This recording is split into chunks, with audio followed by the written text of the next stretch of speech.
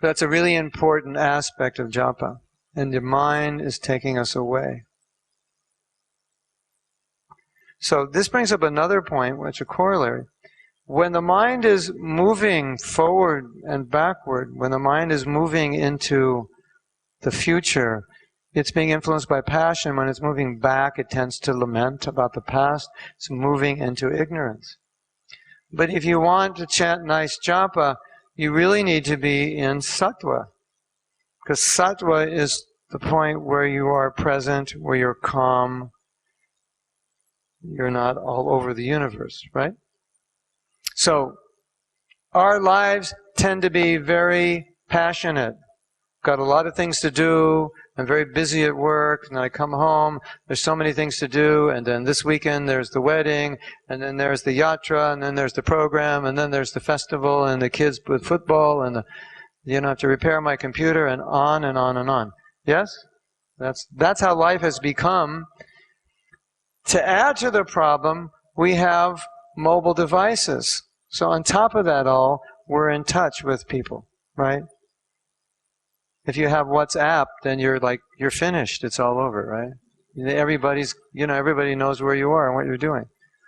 So we've turned into a society which values the ability to work 24 hours a day from any place in the world by having a smartphone, right? Prabhupada said work 8 hours. It goes really against our philosophy because it creates passion. It puts us in the mode of passion. We're always doing, right? So now we come down to chant our rounds in the morning, but our whole day has been completely in passion. It can be a real challenge to chant, and our mind is going vroom, vroom, vroom, vroom. Yes? So Prabhupada said, in the morning and in the evening, you should have sadhana. And so he said banking hours are 9 to 5. That means, that's your 8 hours. But before that and after that, you need your sadhana to keep you in sattva gun. Prabhupada's father was a cloth merchant, and he would go to work at noon and he would come home at 6. And Prabhupada said he was a cloth merchant, but his real business was puja. He did puja all morning, up to 11 o'clock. Then I think he ate and he went to work, and then he closed shop at 6 and he came home and did puja all evening. So he said his real business was puja. So I think it's a good example. We have this morning and evening. We require that as a support system to keep our lives more sattvic so we can chant nicely. Does that make sense?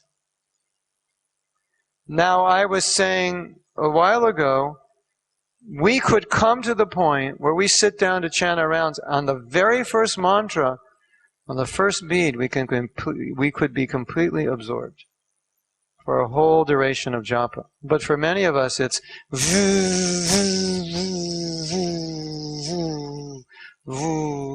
and like the 8th round, you finally hear the mantra. Yes? If you're advancing, you get there by the 6th. If you're doing, a good day, it's the 4th. So the first 4 rounds are they're preliminary, just, to get 2 rounds for ignorance, 2 rounds for passion, or 4 rounds for ignorance, 4 rounds for passion. Now I'm in goodness, now I can hear. So at least so really it's like we're chanting 8 rounds a day or 12 rounds, not 16. So that evening, evening, getting ready for the next day, being in Krishna consciousness. It's very important. So that's Prabhupada. Have you ever seen the picture of Prabhupada? He's sitting with a chadar over his head on a bench, like this. Of course, I can't imitate it, but it's something like this. He's up like this, kind of sitting straight. He's wearing a chadar, and he's in a garden. He's like this. Anyone seen that picture? I'm sure you all have seen it. I can't. He's on a cement bench in a garden. There's probably a wood fence behind him. And he's sitting with a chadar, and he's like this. Well, I was with Prabhupada. I don't know if that was the day they shot the picture, but I was with Prabhupada in that garden. And that picture was shot when Prabhupada was listening to Krishna book. So I can tell you what it was like to be with Prabhupada when he heard Krishna book.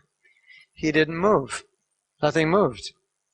You'd have to, go up there with a, is he breathing? Is he alive? It was just listening, just fixed. He had his head up and listening. So Prabhupada's practice was every night he would hear Krishna book. Every evening. He would go to his garden, at least in the summer in Los Angeles, and they would allow a select group of devotees, and one devotee would read a chapter from Krishna book, and he would just listen. He wouldn't say anything, just listen. So Prabhupada set that example himself. Every morning, every evening, Krishna consciousness, and day, 9 to 5 are banking hours. So that's what he wanted. Right? So when we do that, and then when we begin our japa by walking out of the house of our life, closing the curtain on our life, then those first rounds can be very good because we become grounded into the present. Experience is in the present. When you lose the experience of the holy name, you're out of the present. And Prabhupada said, you can feel Krishna in his holy name. So if we're not feeling, we're not present. It's not just that we're contaminated, it's that we're actually somewhere in some other universe. So, now I have to give a little plug for the Brahma Muhurta hour. The Brahma Muhurta hour is an hour and a half before sunrise. So I have to give a little advertisement for the Brahma Muhurta. Okay? Have you heard of the Brahma Muhurta? It's a great time to wake up. Yes. So, the Brahma Muhurta hour, according to astrology, is the time of day, and I think it goes up to maybe 7. If you have any astrologers here, you can correct me. But that time of day, from about 2 a.m. up to 7 or so, that is Sattvagun. And then it shifts, 7:30. You can feel the shift. We used to distribute books at airports, which are extremely passionate places, but we would go out at 6 in the morning because everybody was sattvic. Excuse me, sir. And they would just stop. Here's a book. Oh, very nice. And they would take it. And around 7:38, huge shift. You'd see, nobody would stop. Nobody would talk to you. Get out of my way. I'm busy. But before that, oh, very nice book. Yes, thank you. So, Krishna, he's so kind, he gives us sattvagun. You don't have to do anything. You don't have to, make any shift. It's just that time of day, right? So, early morning. The earlier, the better. What I mean by early morning is those hours of the day before you have to do anything. Take care of kids, go to work, get anything, cook breakfast. 2 solid hours. Now, here's an interesting problem we have. But Prabhu, I have deities. I worship deities. How long does it take? Oh, about 2 hours. What time do you start? Oh, about 5:30. What time do you finish? Oh, about 7:30. And then what do you do? Well, then I prepare the meals for the family. And then what do you do? And then I go to work. When do you chant your rounds? Well, I try to chant during my lunch break and then when I get home in the evening and on the bus. And no, it's not good. So, someone asked this to me and I said, no, it's not good. You shouldn't do this. Oh, what? But I've been doing this for 400 years, in our family, 2 hours a day. So I gave the advice that the holy name is more important. So then I went back to Mayapur and I said, Jananivas Prabhu, is this the right advice? And he said, yes, because when you took initiation, there was no vow to worship the deity, but there was a vow to chant 16 good rounds. So when we take a vow to chant 16 good rounds, don't ever think the vow is just to chant 16 rounds. It's not. It's to chant 16 good rounds. You should know that. So when I initiate devotees, they say, and how many rounds? They go, at least 16. I said, what kind of rounds? Good rounds, good rounds. But we should understand. You're not vowing to just chant 16 rounds. You're actually vowing to chant 16 good rounds. Right? So, if you have to start work at 7:30, you want to be, ideally, in the perfect world, you want to be sitting down in your sacred place or walking wherever that place. Your sacred place could be a park near your house, whatever it is. You want to be chanting your rounds. That's ideal.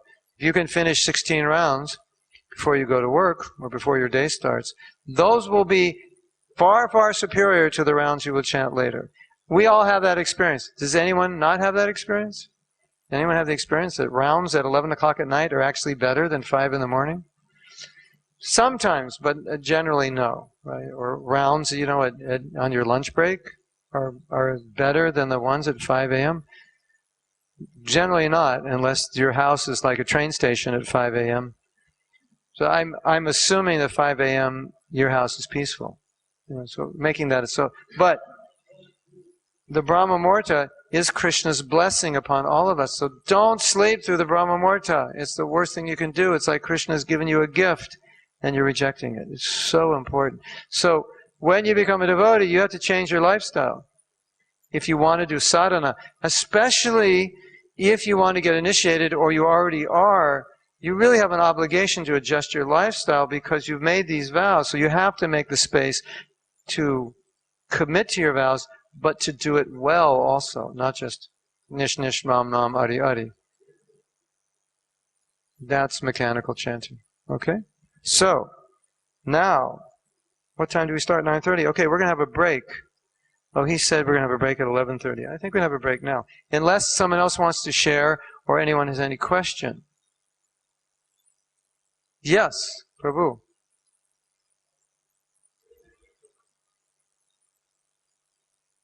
We have said that we have to lock all the switches. Yeah, turn them off. Turn them off. So, in one of the conversation, when that our Zoo temple was about to construct it, there was a lot of problems. Yes. And Tamal Krishna Goswami said that I have a lot of difficulty in chanting. Concentrating, so much and to Prabhupada do. also said that. So I'm also, yeah. So, you know that story? Tamal Krishna Maharaj said, there's so much to do, I can't concentrate on my japa. Prabhupada said, me too. Go ahead.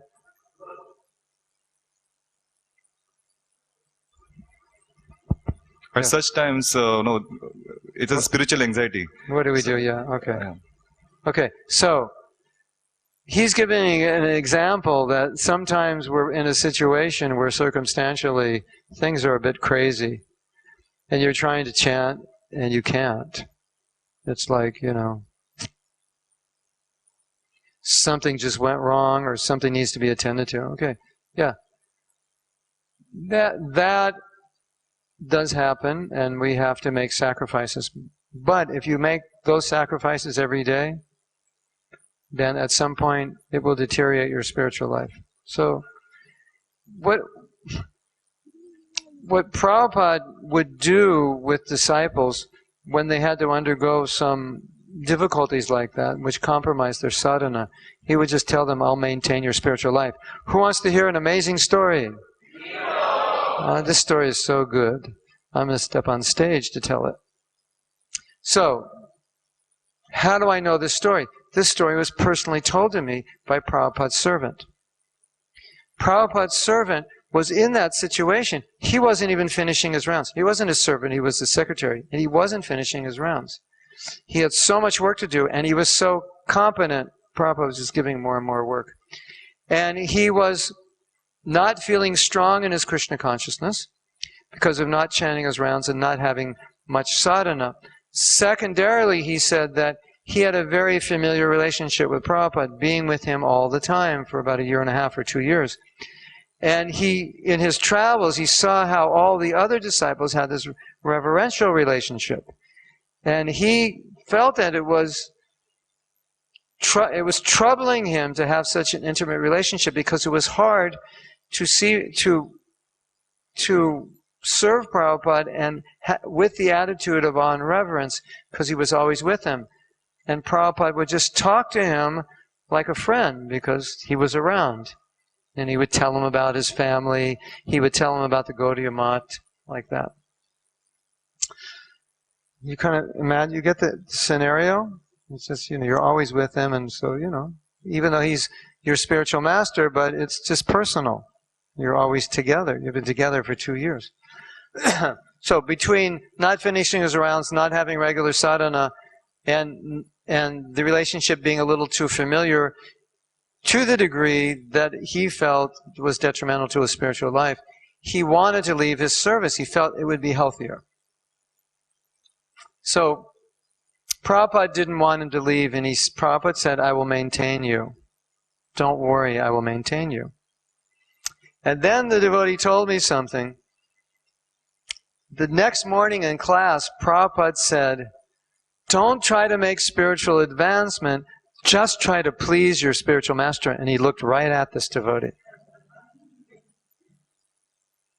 So what was happening is that this devotee, this is the way this devotee described it, that he was quite competent, and Prabhupada was relying on him, and Prabhupada really liked him in that service, and Prabhupada didn't want him to leave. And so therefore Prabhupada said, I will maintain you because this service is what I want you to do and it's pleasing to me, so don't worry, even you're not finishing your rounds or we have this intimate, familiar relationship, don't worry, right? Still the devotee insisted later on, and Prabhupada let him go. 10 days after he was gone, he left Krishna consciousness and went back home, gave up his sannyas. But he left to get his spiritual strength. It's an interesting story, isn't it? He left with, now I can chant my rounds, etc., etc. But at that point he found himself, he was quite spiritually drained and he didn't even have the strength to do that. So what we can understand is Prabhupada was maintaining him that whole time. And when he left that service, then he lost that connection of what Prabhupada wanted to do. And he was on his own with his own strength trying to be Krishna conscious. And he couldn't do it. So if your spiritual master said, do this right now, forget your rounds, just don't chant your rounds then. That becomes a higher principle in that situation. So obviously what we're discussing here are general principles in normal situations. Now there's another story. In the early days of the movement, when book distribution started expanding, well, there weren't early days, not so much the early days of Prabhupada, early days, of course, now, but after Prabhupada was here, maybe like 8 years, book distribution really started going, 8 to 10 years after he came. And so there was this fervor of book distribution, and the idea is sacrifice to save the fallen souls. So we would go out on traveling Sankirtan, and our schedule was, we'd have Mangal Arati, we'd chant our rounds, we'd have a short class, take prasadam, and we'd go out on book distribution. We'd go out all day, and we'd come back at like 9 o'clock at night. So basically, we were on the street for 12 hours every day. And so that was the mood, and one of Prabhupada's disciples came to Prabhupada and was talking about this mood and how we want to save the conditioned souls. And this disciple had a tendency to neglect his sadhana in the name of saving the conditioned souls. And Prabhupada wrote him, he said, the highest principle for a Vaishnava is compassion, to give that compassion and save the fallen souls. He said, but there's a higher principle. And the higher principle is save yourself. So that's always where it starts. Then you might think, well, that sounds kind of selfish. What Prabhupada meant is, how can you save anybody if you don't save yourself? Physician, heal thyself. So that's what Prabhupada meant. So they're the same thing. Saving yourself is of foremost importance. Because by doing that, you can actually help others. So we always should be a little selfish when it comes to sadhana. It's important. Don't be too compassionate with your sadhana. Well, I give up my sadhana to do this, to do that. No. You should be a little selfish about your sadhana, because that's where you get your power to really help people.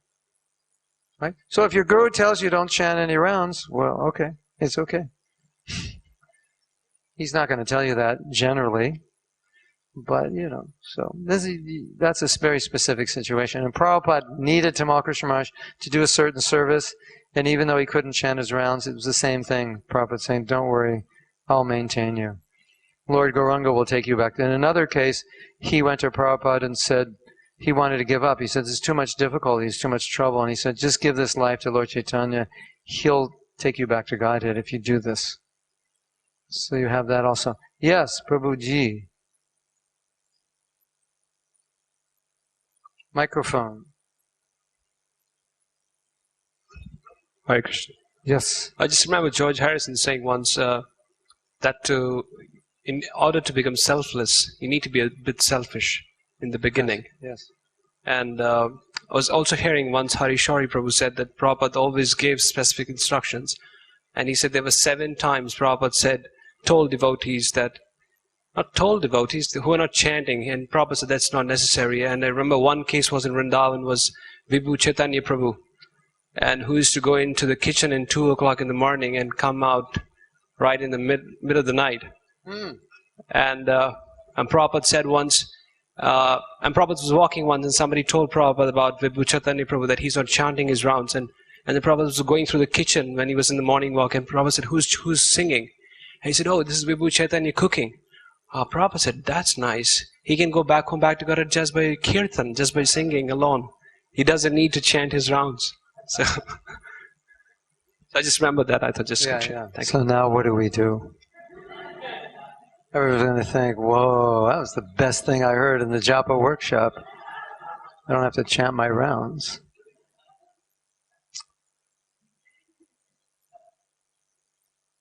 Okay.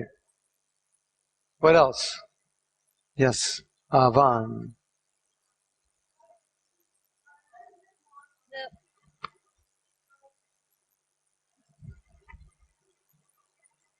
Hello? Yeah. This slightly tilts towards the negative side, but if someone has really chaotic day and has not completed the rounds, yes.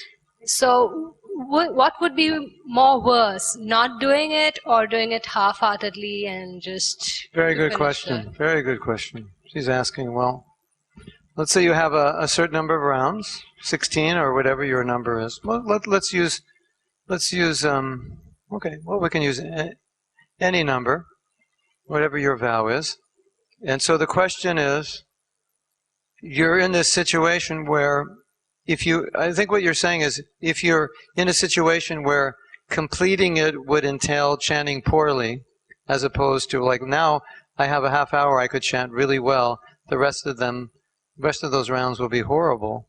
So is it better I just focus on the 4 good rounds and not even worry about the other 4? Is that the question? Something like that?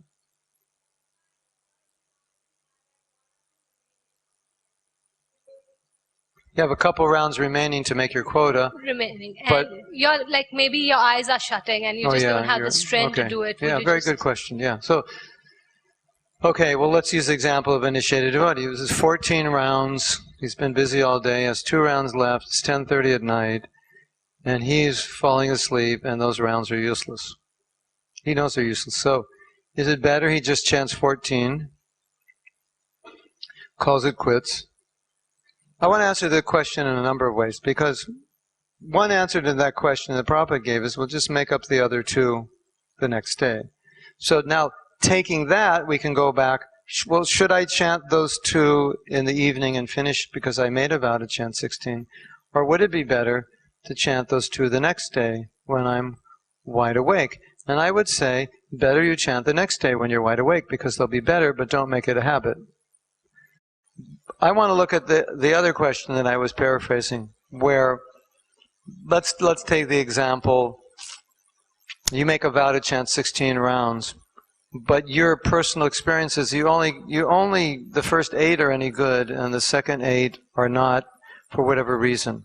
Or it may vary from day to day, but not all 16 are good. And you personally feel that though 8 good rounds you could do every day, and that feels more potent than 8 good and 8 bad, or it feels more potent than 16 bad, right? So how do we answer that question? And this is a very interesting question. And there's a couple ways to answer it.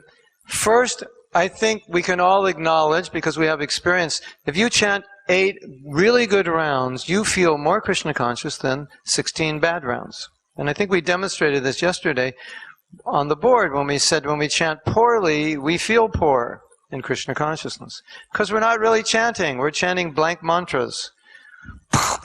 Oh, nobody died. I'm shooting Maya. Maya's attacking me, and I'm shooting my blank mantras, and I can't kill her, and I can't defeat her weapons. So I think we can all acknowledge, and we should acknowledge, that if we're chanting at the low end of Namabhas, it doesn't really do much for us. But what it does do is that we're committed to a vow. So that part is good. It's just you didn't chant properly, that part is bad. Prabhupada actually addressed this in a lecture. And he was imitating how devotees chant poorly, Nish Nish Ram Nam. He was chanting his own imitation of that. And then he said, not like this. He said, this will not give you love of Krishna. As we discussed yesterday, only what will give you love of Krishna? What kind of chanting? Shuddha. Pure. Must be pure, right? So, Bhaktivinoda Thakur said, you could chant 100 rounds a day and not become Krishna conscious. It's possible. Would you like to hear a story? Time for a story. Many of you may know the story, but I don't know if you know the details. In Hawaii, sometime, I don't know, maybe 1974, there was a group of devotees who left ISKCON, formed a community, and within that community, they were, as far as I understand, using drugs and not following the principle of no illicit sex. But they were still doing kirtan, and maybe they were doing japa. So that came to the attention of one of the leaders. And then the leader presented it to Prabhupada. He said, Prabhupada, they're chanting Hare Krishna, but they're not following all the regulative principles. Will they make advancement? And because their argument is, well, at least we're chanting. We may not be following all the principles, but at least we're chanting. So what's the problem? What's your problem? Just get out of here. Don't bother me. Something like that. So he brought that to Prabhupada and said, this is what they say. Well, at least we're chanting. And Prabhupada said, maybe in 300 lifetimes that chanting will have effect because they're committing the offense of disobeying the order of the spiritual master. So that chanting Prabhupada defined as nam aparad.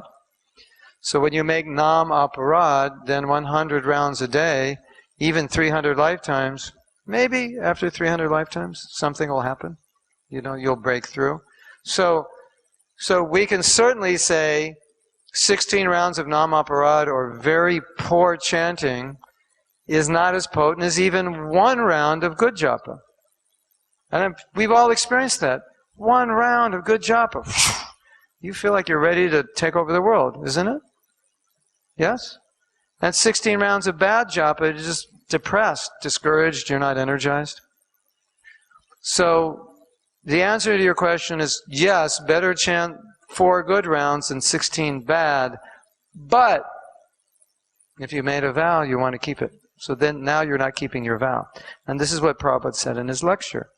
He said, this poor chanting, Nish Nish Nam Nam Adi Adi, or however he was imitating it, will not give you love of Krishna. Only pure chanting will give you love of Krishna. And then he said, but at least you're following your vow. So that's how he took it. Well, you've taken a vow. So that's the good part. So in answer to your question, I would say if you're in a situation, either you're tired or maybe you couldn't get enough rounds done in the morning and you have to finish them at night or you have to do it at work, but it's really a bad environment and when you chant they're going to be really useless rounds, then I would say, yes, maybe you just want to postpone them and till the next day when you can be in a better environment and chant good rounds.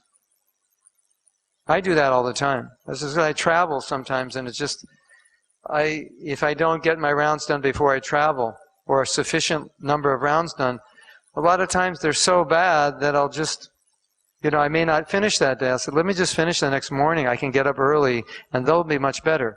And I've never regretted doing that because those rounds in the morning were always better. So that's a personal choice I make, and Prabhupada allowed us to make that choice. And, of course, the ultimate solution is keep your vow and chant. That's what we're shooting for. But if we can't, then don't compromise the quality of your japa just for the number. It's better to always focus on quality. If you're not initiated, then it's easier to adjust. Once you're initiated, you have to do that 16. Unless you're Vibhu Chaitanya and cooking all day. 12 hours a day, right? More. He must have been cooking more than 12. Yeah. 14, 18, 16, 24, 16 hours a day. Okay. If you don't want to chant japa, then do service 16 hours a day. We'll let you do that as an option. Anything else? Yes.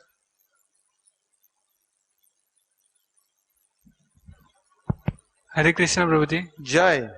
You told to turn off all the switches before chanting. Yes. But how to practically do it? How to practically turn off the switches. Okay. So, very important question. We discussed this a little yesterday, and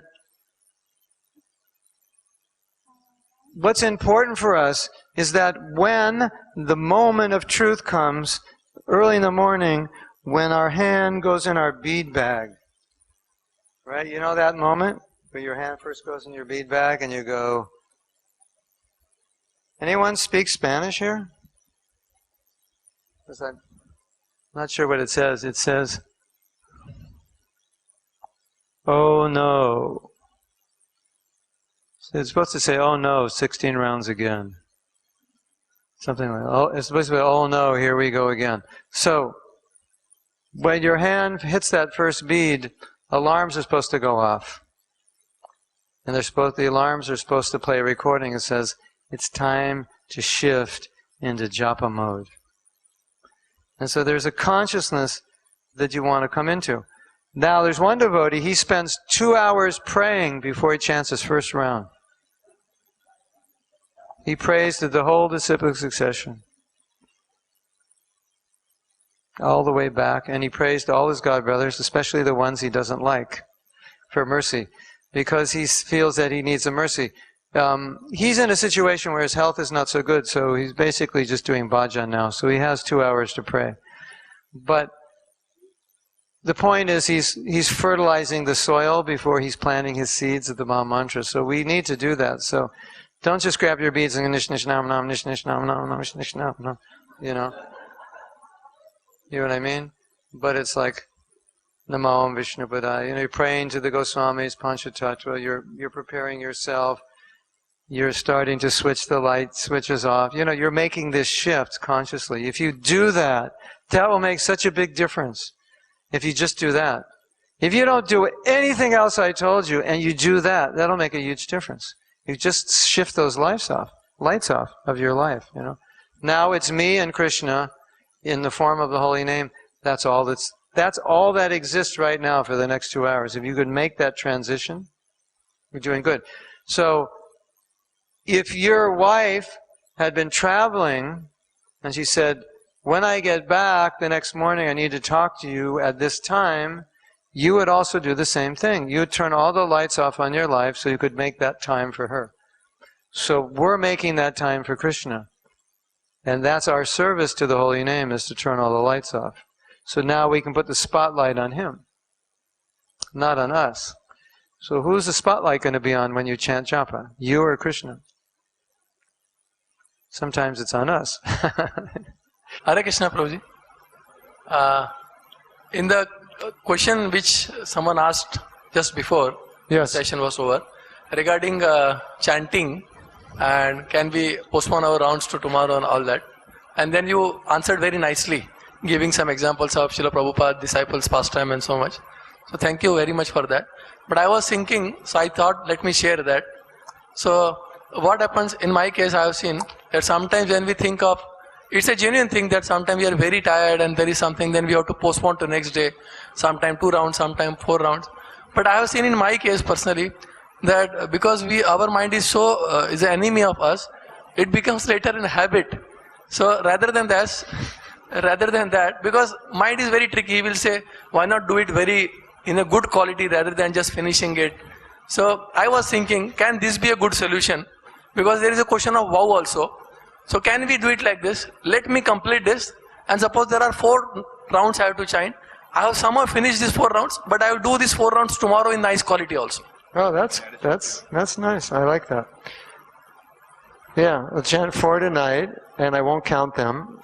But if I need to count them, I will. At least I did 16 today, and then... Okay, but I told you I was going to tell another story, which is why I'm standing up and straightening out my kurta, because I'm going to tell another story. Krishna tightens his belt before he's going to fight. So, then we got the story about Vibhu Chaitanya, who's working 16 hours a day to accommodate his 16 rounds. Meaning he wasn't chanting, but it was okay. So, Prabhupada came to Los Angeles, and occasionally, especially in the early days of the movement, when he would visit a temple, then he would ask a question. Is everybody chanting their 16 rounds? So one devotee said, no, Prabhupada, I'm not. And so Prabhupada said, why aren't you chanting your 16 rounds?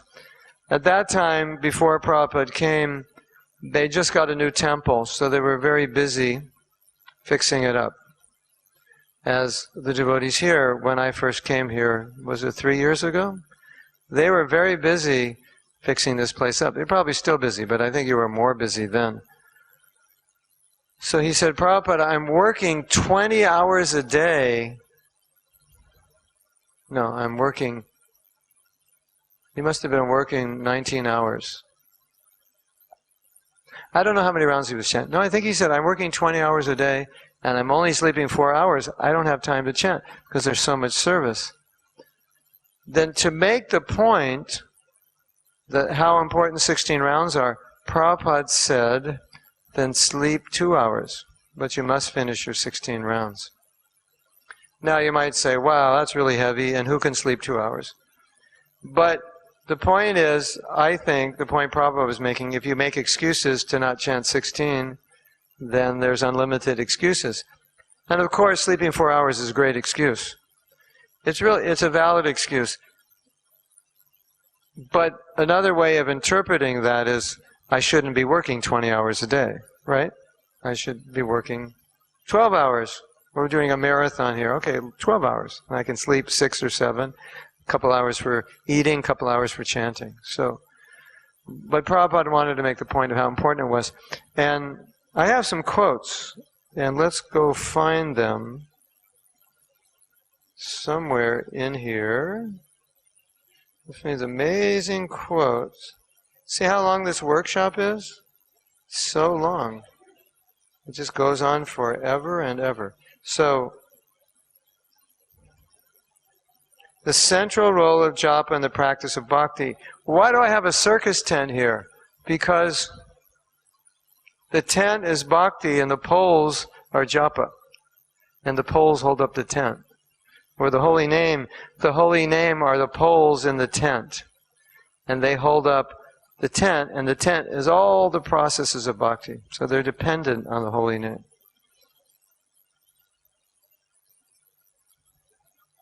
"16 rounds is essential." This is from the Chaitanya Charitamrita. This chanting of 16 rounds is absolutely necessary if one wants to remember Krishna and not forget him. Of all the regulative principles given by the spiritual master, the instruction to chant 16 rounds is most essential. You may want to note that reference, Chaitanya Charitamrita, Madhya Lila 22.113, and you can look that up if you're not a fast writer. So, this is quite clear of all the regulative principles. 16 rounds is most essential. And that's why when we take initiation, we make a vow not to do 2 hours of Sankirtan, 1 hour of deity worship, etc., etc., but we make the vow to chant 16 rounds because it's the most essential. And as I said yesterday, Prabhupada said, without the chanting of Hare Krishna, basically we wouldn't be able to be Krishna conscious. We'd kind of be hopeless. At least as Westerners, we would be really hopeless. But I think even as Indians, we wouldn't get this pure bhakti. We would remain ritualistic and we would remain materialistic. Pious, but materialistic. Isn't it? So the Hare Krishna mantra is actually going to the root cause of our conditioning and bringing out our bhakti. So there's some other quotations here. This was a letter to managers. The first management is that each and every member of the temple is chanting 16 rounds regularly and following the regulations. But 16 rounds is not a very large number. The lowest in India is 25. This is our spiritual strength, to observe the regulative principles and at least chant 16 rounds. Then you do other things. So 16 rounds is our goal.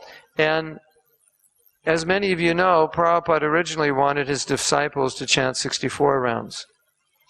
But they were young devotees and they said that we can't do it. And then Prabhupada said 32.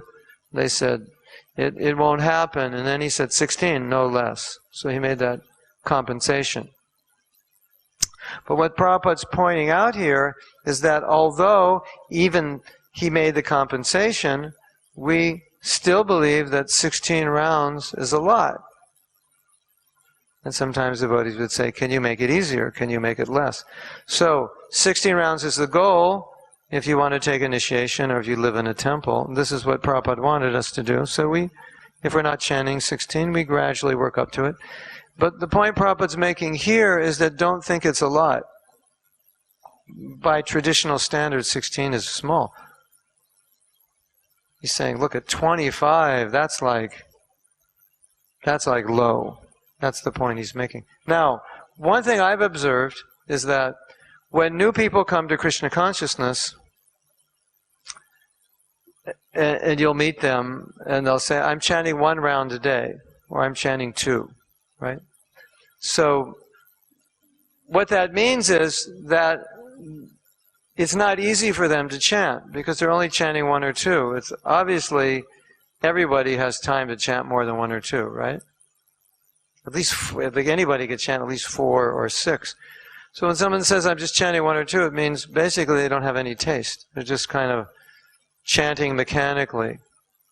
So the point is, if you apply the proper principles for chanting, you get a taste. And when you get a taste, automatically you chant more.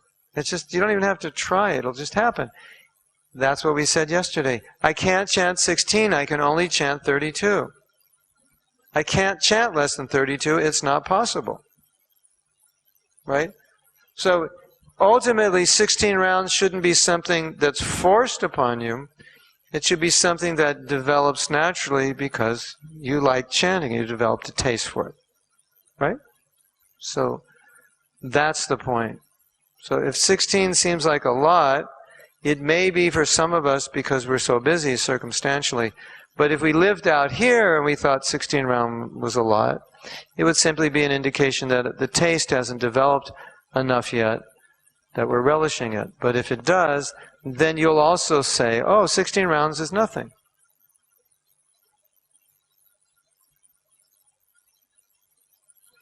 Yes or yes? Good or great?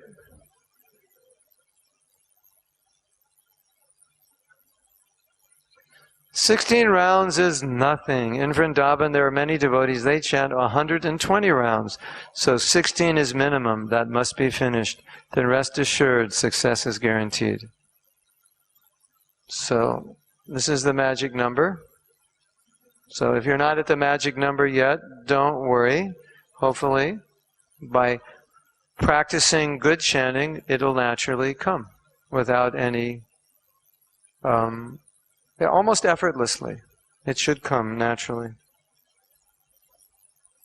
16 rounds minimum. Otherwise, Haridas Thakur was chanting 300,000 names, not rounds. He was chanting 192 rounds.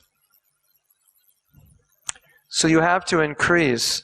That is the only remedy. If one has got determination, he will make progress without any trouble. So here Prabhupada is saying, if we chant properly, if we can maintain 16 rounds or come to 16 rounds eventually, and we have determination, the holy name will do everything. Just rest assured, it'll work. So this is the way bhakti works. It comes through mercy, right? Not through effort, but through mercy. But you get the mercy through the holy name. Now, I have a nice meditation for you. This is a beautiful meditation. Krishna misses all of us. You and you and you and you and you and you. And Krishna right now is wondering, what are you all doing? I miss you. Did you know that? No, I was thinking, Krishna misses me. Why would he care about me? I'm just a nobody. I'm not even famous in this world. Why would Krishna even care about me? So the reason Krishna cares about us is because we're all his sons and daughters, and he has a relationship with us. And every relationship that Krishna has is special. He wants every relationship. It's not like, oh, there's millions of living entities, so what does Krishna care about all these millions? He's got millions more. Right? You have $10 billion. If you lose $1 million, who cares? It's only $1 million. Right? Nothing. So you might think Krishna's like that, but he's not. Krishna relishes every relationship. Now, what do you give the man? The commercial goes like this. What do you give the man who has everything? You have commercials like that here? No? Like you want to buy a gift for your husband, your father, your brother? What do you buy the man who has everything? You have a commercial like that? No? You have it now. It's like a gift, a store, a department store, a gift store. They'll say, they're selling like the ultimate watch. What do you buy the man who has everything? And then they show you this watch that took like 2 years to make. 400 people worked on it.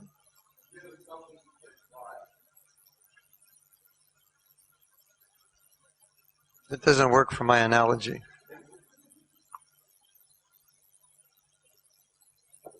Well, I guess it does work for my analogy, but let's go forward with my analogy and then we'll come to you. So, what do you buy for the man who has everything? Well, the man who has everything is God, and not your husband or your father. So what does he want? He's got everything. But actually he doesn't have everything. There's one thing he doesn't have. What is that one thing that he doesn't have? That he wants, he really wants. Our love. Or you could say our heart, or our devotion. Right? Why does Krishna want that? You think, isn't he Atmarama? Isn't he self-satisfied? So, we've learned that every one of you, every one of us, you,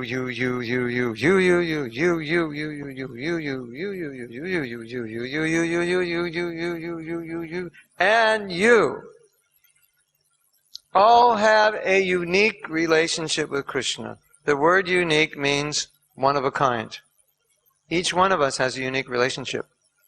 And each one of us can give Krishna, in that relationship, a special flavor, special rasa, that only each one of us can give Krishna. That the person sitting next to you can't give Krishna that taste, the same taste that you have. It's a special taste you can give to Krishna. Did you know that? You didn't know that? And Krishna wants that taste. So, we have a book called Brihad Bhagavatamrita. And in Brihad Bhagavatamrita, there's a story of Gopakumar, who's a cowherd boy who's wandering, trying to get back home, and he ends up by accident in Vaikuntha, where Krishna is in the form of Narayan, and he's like, hey, Narayan. He's a cowherd boy, Cowherd boys wrestle and steal one another's lunches and joke. But that's not the relationship that Narayan has. There's no friendship in Vaikuntha. He has to go beyond into the spiritual world, Goloka, Vrindavan, Braj. Anyway, he finally meets Krishna. He gets there. When you get back to Goloka, what's the first question you're going to ask? Where is prasadam? No, you're going to ask, I've been traveling a long time, I'm really hungry. Is there any prasadam up here? No, you're going to ask, where is Krishna? Right? So Gopakumar gets back to Godhead, back to the spiritual world, and he's walking around and he's asking, where's Krishna? And they say, well, Krishna's coming back from herding the cows. He's down this way. So then Gopakumar sees him, and Krishna sees Gopakumar. You know, you ever seen pictures of the cow, all these cows? How many cows did Krishna have? Like, how many did he take out? Who knows?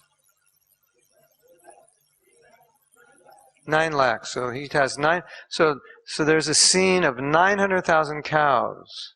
That's a lot of cows. So this just like endless cows, right? As far as the eye can see, there's cows, and there's all this dust, and then there's Krishna and Balaram and all the cowherd boys, and they're like having a good time, and they're coming back, and there's Gop Kumar, and he sees Krishna. It's quite an emotional scene, isn't it? This is now he's finally seeing Krishna, and Krishna's seeing him, and Krishna, they start walking towards one another. It'd make a great movie, wouldn't it? I'm waiting for the movie to come out. You know, Hollywood style, like totally professional, real, you know. 900,000 cows. Krishna, Balaram, Gopkumar's there. And so they start running towards one another. Like they do in the movies, you know, and they put it in slow motion. And the music starts. And there's Krishna. Here's Gopkumar, and there's Krishna. And it's like this, right? Like any good Hindi movie, right? Right? And then music gets more intense and they embrace. And then Krishna says, I've been waiting for you.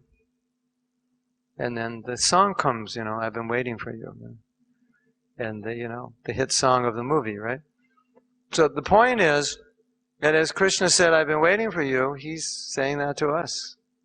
I've been waiting for you, right? So Krishna does love us and he does want a relationship. So what does this have to do with the Maha Mantra?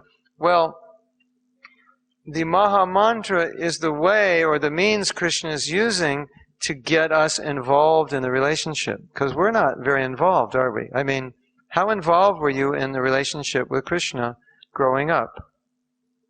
Are you very involved? Like, were you thinking about, you know, like, I have to connect with Krishna. Is that what you were thinking about when you're going to school? Like, this is very important. No. Maybe you were thinking of it a little bit, depending on your background, but for the most part, it wasn't really a concern, right? So, Krishna gives us the Maha Mantra, and by chanting it, it becomes a concern, doesn't it?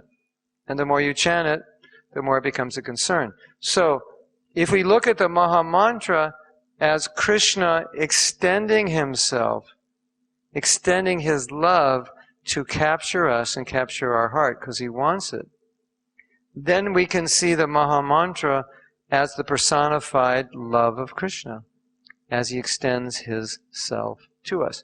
So, just like some of you were saying, okay, it's time to stand up, everybody. On the count of 3, jump up. 1, 2, 3. Oh God, you guys are really tired, huh? Let's try that again. 1, 2, 3, jump up. Okay. This is going to require some serious exercise. Okay. I mean, like, we're going to do some serious exercise now. Okay.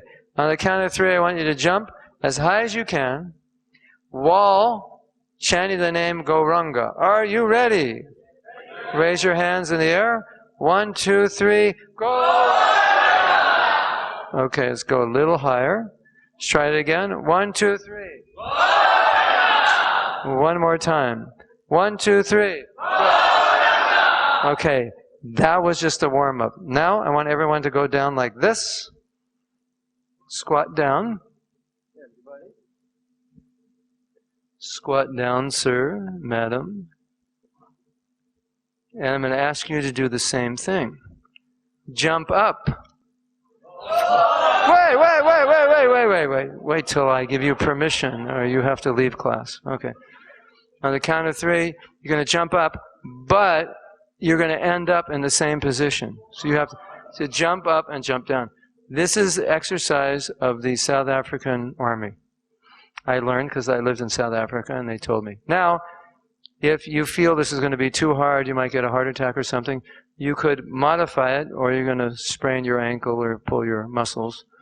But if you think you can do it, because it'll wake you up. Okay, are we ready? 1, 2, 3. Okay, we're going to do 100 more. Are you ready? And then we're going to take a big truck and ship you off to South Africa, because you'll be ready for the army. Okay, 1, 2, 3. Ranga, One more time. Land down here. 1, 2, 3. Go. Okay, give yourself a big hand. You did a good job. Haribol.